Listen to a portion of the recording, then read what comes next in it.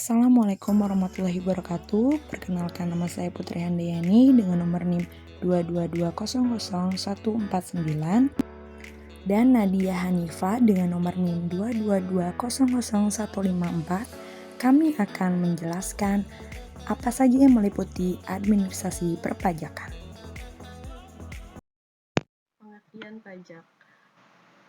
Pajak adalah kontribusi wajib pajak kepada negara terutang oleh orang pribadi atau badan yang bersifat terutang oleh orang pribadi atau badan yang sifatnya dapat dipaksakan dan dipungut oleh undang-undang, serta tidak mendapatkan imbalan secara langsung dan digunakan untuk keperluan negara bagi sebesar-besarnya kemakmuran rakyat. Pajak menurut para ahli. Menurut Rohman Sumitro yang dikutip oleh Madiosmo, pajak adalah iuran rakyat kepada kas negara berdasarkan undang-undang yang dapat dipaksakan, dengan tidak mendapatkan jasa timbal kontraksi prestasi yang langsung dapat ditunjukkan dan yang digunakan untuk membayar keperluan umum. Sedangkan menurut SI Djadimingrat yang dikutip oleh Siti Resmi, pajak adalah sebagai suatu kewajiban menyerahkan sebagian besar dari kekayaan ke kas negara yang disebabkan suatu keadaan, kejadian, dan perbuatan yang memberikan kedudukan tertentu, tetapi bukan sebagai hukuman, menurut peraturan yang ditetapkan pemerintah, serta dapat dipaksakan, tetapi tidak dapat jasa timbal balik dari negara, secara langsung untuk memberikan kesejahteraan secara umum.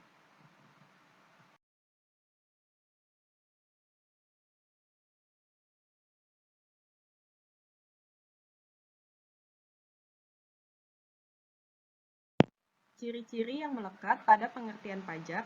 1. Pajak dipungut berdasarkan atau dengan kekuatan undang-undang serta aturan pelaksanaannya.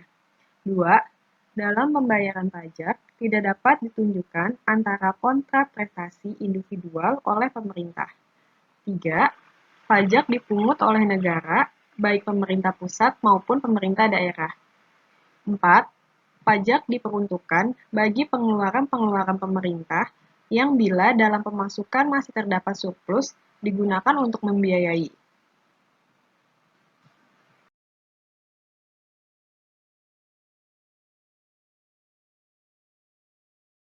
Subjek pajak. Orang pribadi atau badan yang ditetapkan oleh peraturan perundang-undangan yang berlaku. Namun, perlu diketahui bahwa hak dan kewajiban subjek pajak berbeda-beda. Di Indonesia, kita mengenal pembagian subjek pajak menjadi dua, yaitu subjek pajak dalam negeri dan subjek pajak luar negeri. 1. Subjek pajak dalam negeri. Subjek pajak dalam negeri ditentukan berdasarkan domisili pendiriannya, atau lamanya suatu aktivitas bisnis dilakukan di Indonesia. Subjek pajak dalam negeri terdiri dari orang pribadi, badan, warisan yang belum dibagi, dan badan usaha tetap.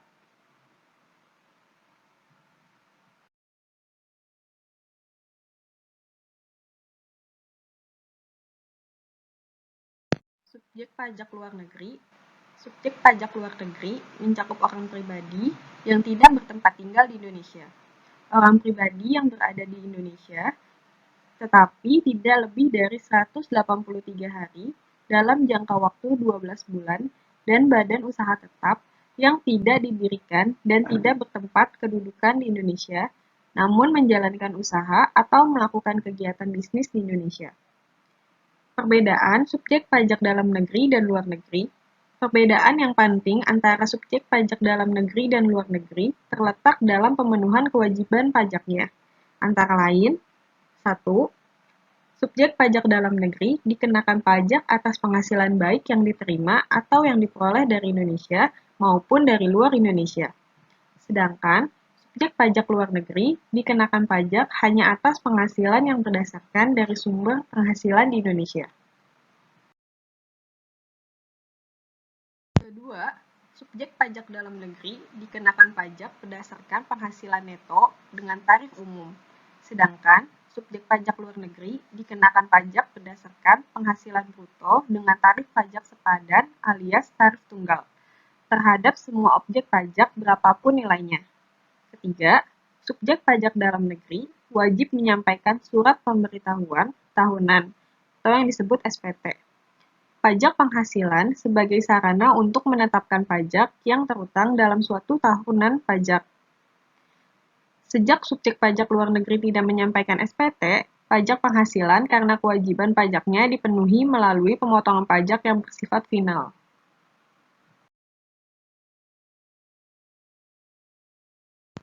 Fungsi pajak. Pajak mempunyai peranan penting dalam kehidupan bernegara, khususnya dalam pelaksanaan pembangunan, karena pajak merupakan sumber pendapatan negara untuk membiayai semua pengeluaran, termasuk pengeluaran pembangunan. Fungsi pajak yaitu 1. Fungsi anggaran, kedua, fungsi mengatur, ketiga, fungsi stabilitas, keempat, fungsi redistribusi pendapatan, kelima, fungsi demokrasi.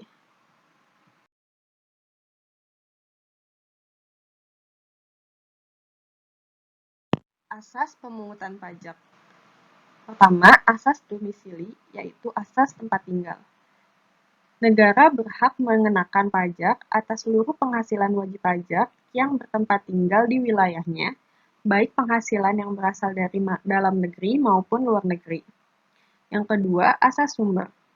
Negara berhak mengenakan pajak atas penghasilan yang bersumber di wilayahnya tanpa memperhatikan tempat tinggal wajib pajak. Yang ketiga, asas kebangsaan. Pengenaan pajak dihubungkan dengan kebangsaan suatu negara. Misalnya, pajak bangsa asing di Indonesia dikenakan pada setiap orang yang bukan berkebangsaan Indonesia yang bertempat tinggal di Indonesia.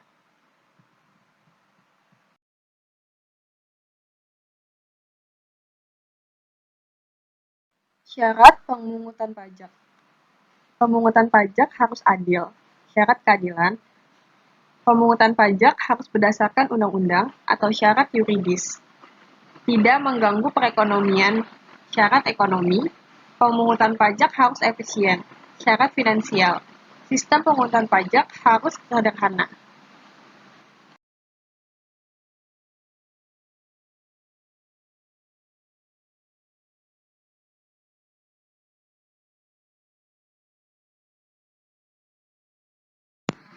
Jenis-jenis pajak. Berdasarkan golongannya, pajak dikelompokkan atas dua golongan, yaitu pertama, pajak langsung. Pajak yang harus dipikul sendiri oleh wajib pajak dan tidak dapat dibebankan atau tidak dapat dilimpahkan kepada orang lain. Contoh, PPh, PPN, PPN, BM, pajak bumi dan bangunan, dan bea materai. Yang kedua, pajak tidak langsung. Pajak yang pada akhirnya dapat dibebankan atau dapat dilimpahkan kepada orang lain. Contoh, pajak pertambahan nilai.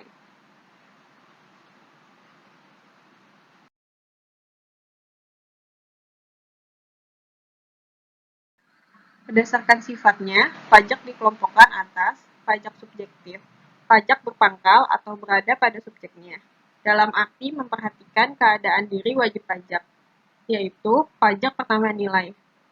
Pajak objektif, pajak yang berpangkal pada objeknya tanpa memperhatikan keadaan diri wajib pajak. Contoh, pajak pertambahan nilai dan pajak atas barang mewah. Berdasarkan lembaga pemungutan, pajak dikelompokkan atas 1. Pajak pusat.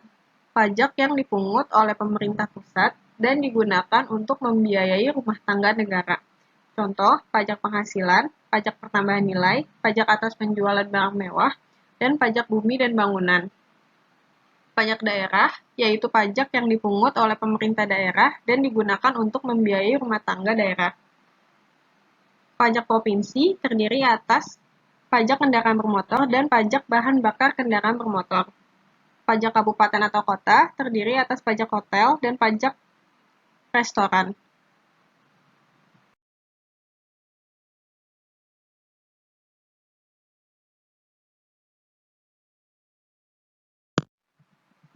Tarif pajak. Yang pertama, tarif tetap. Suatu tarif yang berupa suatu jumlah tertentu yang sifatnya tetap dan tidak dipengaruhi oleh besarnya jumlah dasar pajak, objek pajak maupun subjek pajak atau wajib pajak. Kedua, tarif proporsional atau sebanding atau sepadan. Tarif ini merupakan sebuah persentase tunggal yang dikenakan objek pajak berapapun nilainya. Jadi, apabila tarif ini ditentukan oleh jumlah atau nilai dasar objek yang dikenai pajak. Tax base. 3. Tarif progresif. Persentase meningkat. Tarif ini merupakan persentase yang meningkat seiring peningkatan jumlah yang dikenai pajak. Yang keempat, tarif degresif. Persentase menurun. Tarif ini merupakan persentase yang menurun seiring dengan meningkatnya jumlah yang dikenai pajak. Kemudian ada wajib pajak. Wajib pajak adalah orang pribadi atau badan yang menurut ketentuan perundang-undangan perpajakan ditentukan untuk melakukan kewajiban perpajakan, termasuk pemungut pajak atau pemotong pajak tertentu.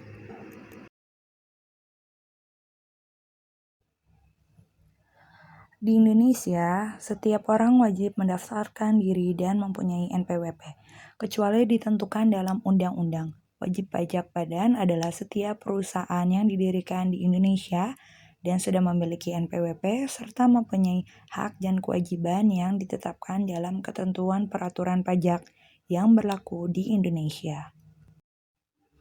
Hak wajib pajak, yaitu hak untuk mendapatkan pembinaan dan pengarahan dari Fiskus, hak untuk membetulkan surat pemberitahuan atau SPT, hak untuk memperpanjang waktu penyampaian SPT,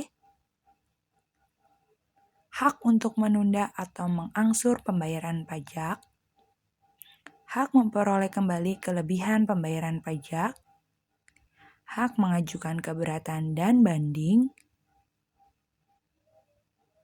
dan hak kerahasiaan bagi wajib pajak. Kewajiban dari pajak yaitu adalah kewajiban untuk mendaftarkan diri, kewajiban mengisi dan menyampaikan surat pemberitahuan, kewajiban membayar atau menyetor pajak, kewajiban membuat pembukuan atau pencatatan, kewajiban mentaati pemeriksaan pajak, kewajiban melakukan pemotongan atau pemungutan pajak, dan kewajiban membuat faktur pajak. Administrasi perpajakan, yaitu cara-cara atau prosedur pengenaan dan pemungutan pajak. Dalam arti sempit, administrasi perpajakan merupakan penatausahaan dan pelayanan atas hak-hak dan kewajiban-kewajiban pembayar pajak, baik penatausahaan dan pelayanan yang dilakukan di kantor pajak maupun di tempat wajib pajak. Dalam arti yang luas, administrasi perpajakan dipandang sebagai fungsi, sistem, dan juga lembaga. Sistem administrasi perpajakan secara manual. Yang pertama ada nomor pokok wajib pajak atau NPWP, yaitu nomor yang diberikan kepada wajib pajak sebagai sarana dalam administrasi perpajakan yang dipergunakan sebagai tanda pengenal diri atau identitas wajib pajak dalam melaksanakan hak dan kewajiban wajib pajak. Fungsi lain dari NPWP yaitu saran dalam administrasi perpajakan, tanda pengenal diri atau identitas WP dalam melaksanakan hak dan kewajiban perpajakannya, dicantumkan dalam setiap dokumen perpajakan. Misalnya sebagai surat setor pajak atau SPP, faktur pajak, surat pemberitahuan juga harus dicantumkan nomor pokok wajib pajak. Dan menjaga ketertiban dalam pembayaran pajak dan pengawasan administrasi perpajakan. Selanjutnya ada surat pemberitahuan atau SPT. Surat yang oleh wajib pajak digunakan untuk melaporkan penghitungan dan atau pembayaran pajak, objek pajak dan atau bukan objek pajak, dan atau harta dan kewajiban sesuai dengan ketentuan peraturan perundang-undangan perpajakan. Fungsi surat pemberitahuan bagi wajib pajak, pajak penghasilan, yaitu pembayaran atau pelunasan pajak yang telah dilaksanakan sendiri dan atau melalui pemotong atau pemungut pihak lain dalam 1 tahun pajak atau bagian tahun pajak. penghasilan yang merupakan objek pajak dan atau bukan objek pajak, harta dan kewajiban, dan pembayaran dari pemotong atau pemungut tentang pemotong atau pemungutan pajak orang pribadi atau badan lain dalam satu masa pajak yang ditentukan peraturan perundang-undangan yang berlaku.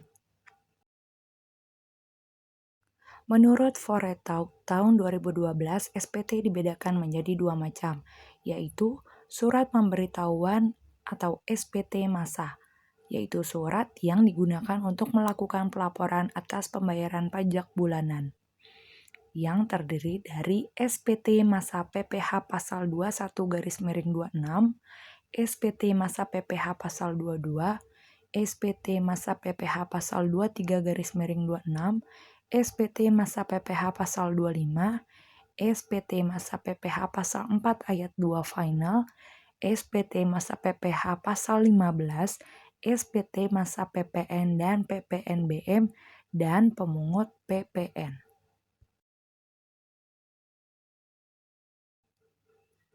Yang kedua ada surat pemberitahuan tahunan, yaitu surat yang digunakan untuk pelaporan tahunan.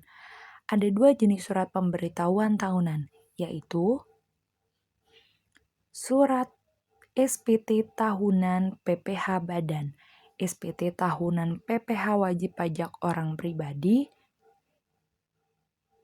yang terdiri dari 3 jenis. Yang pertama, formulir SPT tahunan 1770, SPT tahunan PPh WPOP yang memiliki penghasilan dari usaha atau pekerjaan bebas dari satu atau lebih pemberi kerja. Yang kedua, formulir SPT tahunan 1770S, SPT tahunan PPh WPOP yang memiliki penghasilan satu atau lebih pemberi kerja dengan penghasilan bruto lebih dari 60 juta setahun. Yang ketiga, formulir SPT tahunan 1770SS, SPT tahunan PPh WPOP yang memiliki penghasilan dari satu pemberi kerja dengan penghasilan bruto tidak lebih dari 60 juta setahun. Kemudian ada sistem administrasi perpajakan modern, yaitu penerapan sistem administrasi perpajakan yang mengalami penyempurnaan atau perbaikan kinerjanya, baik secara individu, kelompok, maupun kelembagaan agar lebih efisien, ekonomis, dan juga cepat. Dalam sistem administrasi perpajakan modern, ada e-registration dalam NPWP.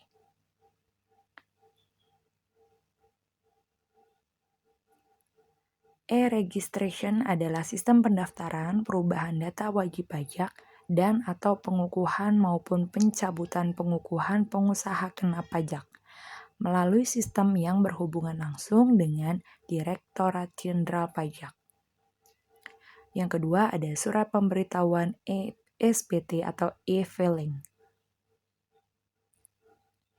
ESPT adalah data SPT wajib pajak dalam bentuk elektronik yang dibuat oleh wajib pajak dengan menggunakan aplikasi ESPT yang disediakan oleh Direktorat Jenderal, di mana e-filing adalah suatu cara penyampaian SPT atau pemberitahuan perpanjangan SPT tahunan yang dilakukan secara online, yang real-time melalui penyedia jasa aplikasi atau disebut dengan application service provider.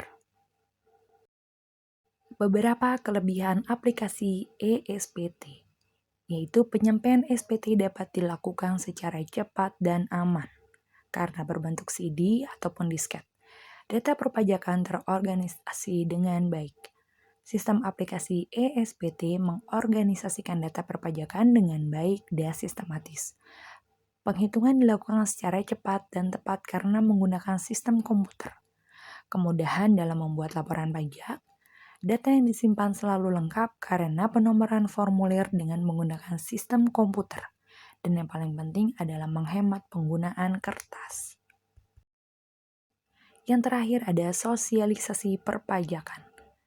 Sosialisasi perpajakan diharapkan dapat meningkatkan kepatuhan wajib pajak sehingga jumlah penerimaan pajak dapat bertambah sesuai dengan target. Kepatuhan wajib pajak itu sendiri adalah kondisi di mana wajib pajak mematuhi semua kewajiban perpajakannya.